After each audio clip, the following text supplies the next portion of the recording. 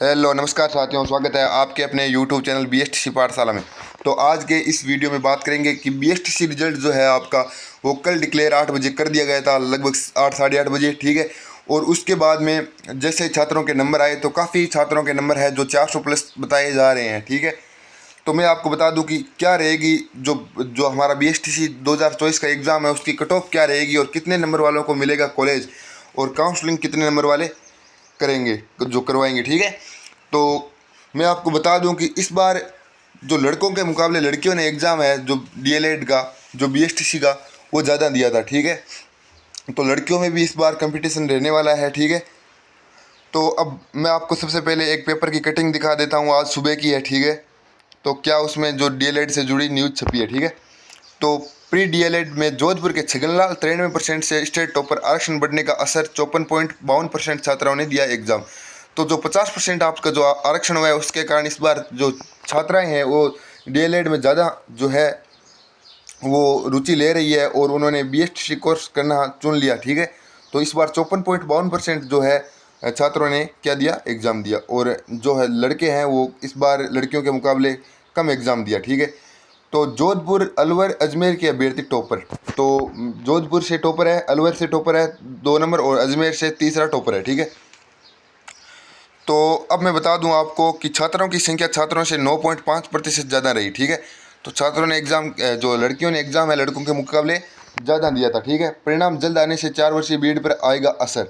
तो मैं आपको बता दूं कि इतने साल क्या होता था, बीए जो आपकी पीटीटी है वो लगभग 2-4 महीने का अंतर चलता था पीटीटी और बीएसटीसी में। इस कारण क्या, जो छात्र सिलेक्शन की दौड़ में होते थे, मान लो सिलेक्शन में इतने नंबर पर हो रहा है, मान लो ओबीसी में 396 नंबर पर हो रहा था पिछले साल लास्ट लिस्ट में, तो अगर किसी के 393 नंबर है तो वो वेट कर रहा था और उसको लास्ट जाके 3-4 महीने ख़राब होने के बाद में कॉलेज अलॉट नहीं हुई, तो वो ना तो बीएड करा और ना ही जो बीएसटीसी करा। भाई 2 वर्षीय बीएड अगर वो करना चाहता था, फाइनल उसने की हुई है, तो वो ना वो कर सका ना वो कर सका, ठीक है।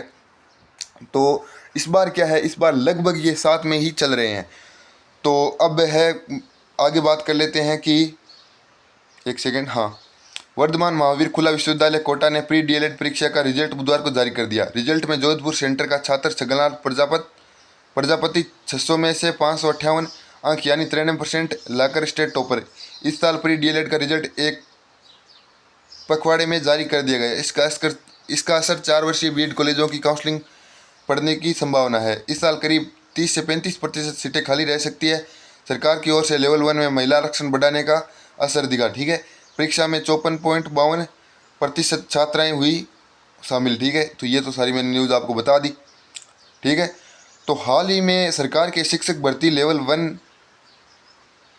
लेवल वन में महिलाओं को 50% आरक्षण की घोषणा के चलते डीएलएड में छात्रों का जो रुझान है वो अधिक जो दिखा है, ठीक है। प्री डीएलएड परीक्षा में 6,45,454 अभ्यर्थियों ने रजिस्ट्रेशन करवाया, लगभग 6.5 लाख स्टूडेंट ने, ठीक है।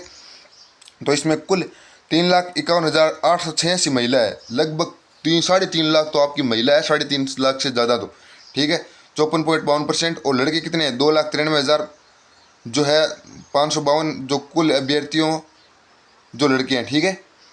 तो अब है कि ओबीसी के 40% अभ्यर्थी, सामान्य केवल 4.37%, ठीक है। तो ये तो थी बात की जो है आपके सामान्य के कितने हैं और ओबीसी के कितने हैं। तो इस बार सबसे ज़्यादा ओबीसी के स्टूडेंट ने है जो एग्ज़ाम दिया है, ठीक है।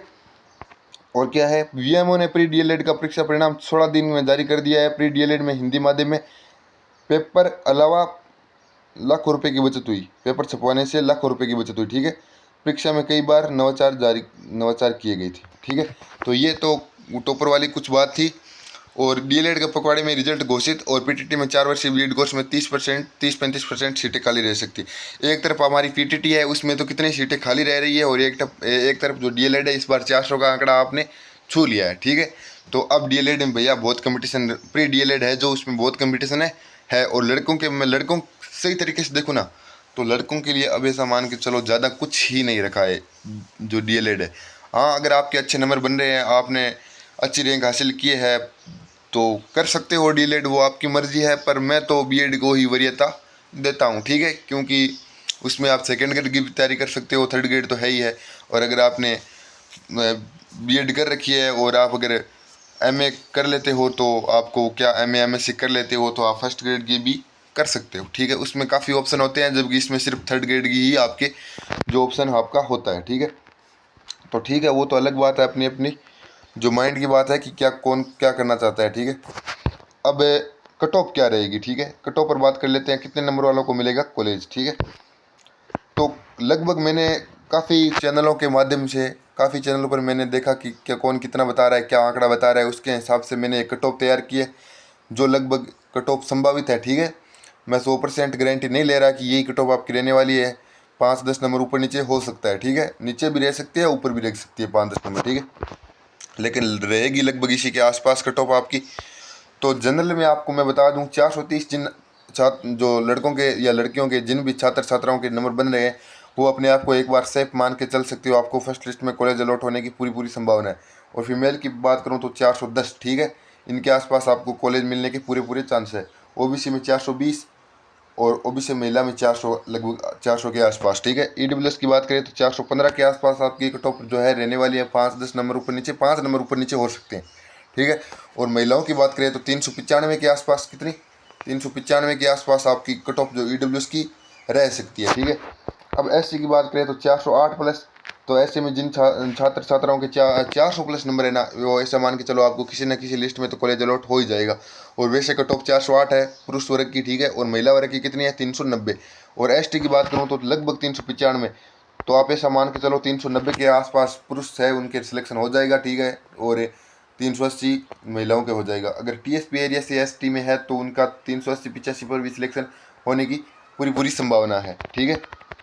और विकलांग और पी जो विधवा कैटेगरी से है वो 20-30 नंबर इनसे कम है तो भी आपका सिलेक्शन होने की पूरी पूरी संभावना है, ठीक है। अपनी कैटेगरी से अगर 20 नंबर 30 नंबर कम भी है ना तो भी आपका सिलेक्शन होने की संभावना पूरी पूरी बन रही है, ठीक है।